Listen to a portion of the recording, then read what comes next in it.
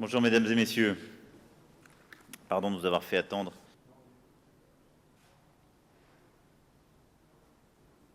Je décide donc de prendre acte de cette trahison collective et du refus des responsables libanais de s'engager de bonne foi dans le contrat que la France leur a proposé le 1er septembre dernier. Ils en portent l'entière responsabilité. Elle sera lourde. Et ils devront en répondre devant le peuple libanais. À ce peuple, amis et frères, je redis aujourd'hui que la France ne l'abandonnera pas. D'abord, parce que la feuille de route du 1er septembre demeure. Elle est la seule option viable. Elle est la seule initiative prise sur le plan national, régional et international. Elle demeure donc. Elle n'est pas retirée de la table. Des mesures plus strictes, peut-être des sanctions maintenant contre des dirigeants libanais qu'on sait.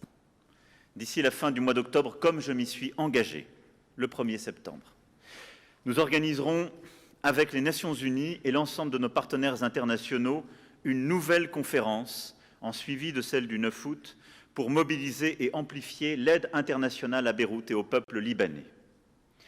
Nous répondrons aux besoins de santé, d'éducation, de logement, d'alimentation, aux bénéfices directs de la population, par le seul truchement des organisations non gouvernementales de terrain et des agences des Nations Unies. De ne plus bénéficier de l'initiative française si on continue de la sorte, qu'est-ce qui pour... Je suis bien obligé de constater que le parti Amal et le Hezbollah, eux, ont décidé explicitement que rien ne devait changer.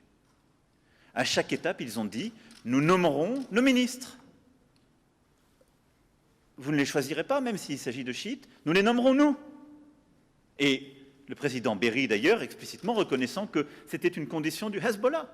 Donc j'ai compris qui décidait, le Hezbollah. Et j'ai compris que la volonté de Amal et du Hezbollah, et c'est ce qui s'est passé ces derniers jours, était de ne faire aucune concession, était de ne pas respecter ce qu'ils m'avaient dit explicitement autour de la table, les yeux dans les yeux. Oui à un gouvernement de mission, oui à une feuille de route de réforme. Extérieure, quelle force extérieure? Quel rôle a joué l'Arabie saoudite? La feuille de route, y compris dans la constitution du gouvernement du 1er septembre, demeure parce que je ne vois pas d'autre option. La seule option qui permettrait d'avancer pour le peuple libanais et les réformes supposerait d'aller vers une crise qui ne serait pas que politique, mais qui ferait courir le risque de la guerre civile. C'est ça la réalité. Dans ce contexte-là, les sanctions ne me paraissent pas être le bon instrument. À ce stade, je ne les exclus pas à un moment, et dans ces cas-là, nous nous concerterons avec d'autres. Et je le ferai de manière concertée. Mais aujourd'hui, je pense que ça ne répond pas aux besoins qui est le nôtre. Merci.